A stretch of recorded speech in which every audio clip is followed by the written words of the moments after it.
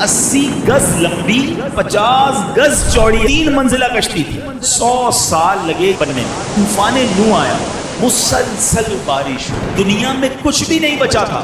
40 گز اونچے پہاڑ بھی اس میں ڈوب گئے. اللہ کی طرف سے حکم دیا گیا کہ اے نوح اب کشتی تیار کریں. کمال یہ تھا کہ حضرت نوح علیہ السلام اس ملک میں تھے کہ جہاں لینڈ لاک کنٹری تھی, کوئی سمندر ہی نہیں تھا, اور آپ کشتی بنا رہے ہیں. اب لوگ روز گزرتے آپ کا مذاق اڑاتے کہ پہلے تو تم کہتے تھے اللہ کے نبی ہو, پہلے کہتے تھے کہ اللہ وحدہ لا شریک کی طرف بلانا ہے, اب تو معاذ اللہ تم کارپینٹر بن گئے ہو, کشتی بنانے لگ گئے ہو. مذاق ہو, کشتی کا کرو گے کیا جب ہمارے ملک میں پانی ہی نہیں ہے؟ مگر آپ کو رب کی طرف سے حکم تھا.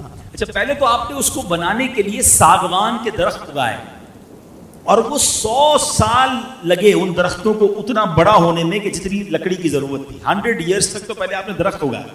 پھر اس کے بعد 80 گز لمبی اور 50 گز چوڑی آپ نے کشتی بنائی.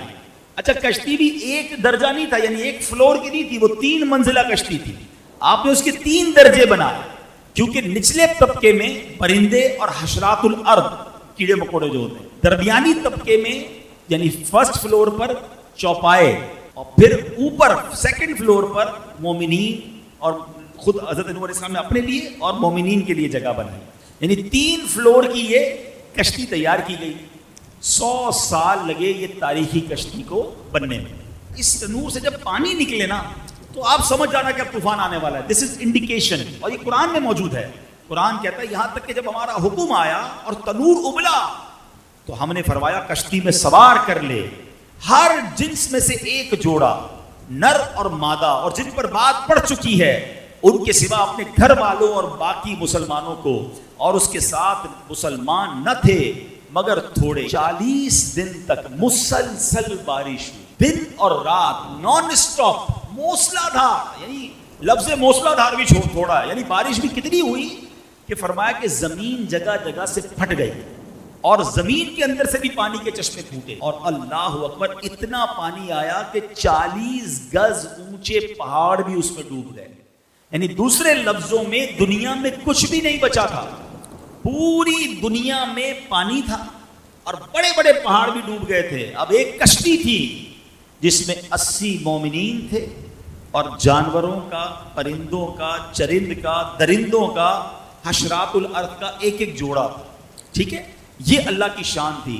اب آئیے, جب طوفان آ گیا اور آپ نے سب لوگوں کو سوار کیا, تو اب آپ کی ایک بیوی تھی وائلہ جو کافرہ تھی, اور آپ کا ایک لڑکا تھا جس کا نام کنعان تھا. یہ دونوں کشتی میں سوار نہیں ہوئے, اور یہ دونوں طوفان میں غرق ہو گئے. طوفان آ گیا, ساری دنیا غرق ہو گئی. پانی اور موجیں کیسی تھی قرآن بتاتا ہے, وَهِيَ تَجْرِي بِهِمْ فِي مَوْجٍ كَالْجِبَالِ, اور وہ انہیں لیے جا رہی تھی ایسی موجوں میں جیسے پہاڑ جیسی موجیں تھیں. اور ایک کشتی دنیا میں ہے جس میں 80 ایمان والے ہیں, اور وہ تھپیڑوں کے ساتھ وہ کشتی چلتی جا رہی ہے. حضرت نوح علیہ السلام کی وہ کشتی چلتی رہی. آپ کو پتہ ہے کتنے دن؟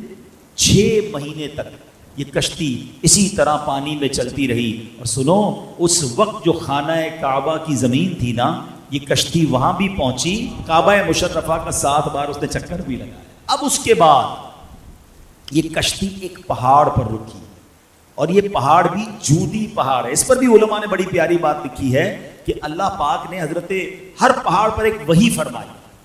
حضرت نوح علیہ السلام کی کشتی ایک پہاڑ پر ٹھہرے گی, تو پہاڑوں نے تکبر کیا, مگر جودی پہاڑ نے عاجزی اختیار کی, تو اللہ تعالیٰ نے اس پہاڑ کو یہ شرف دیا کہ حضرت نوح کی کشتی جا کر وہاں روکی.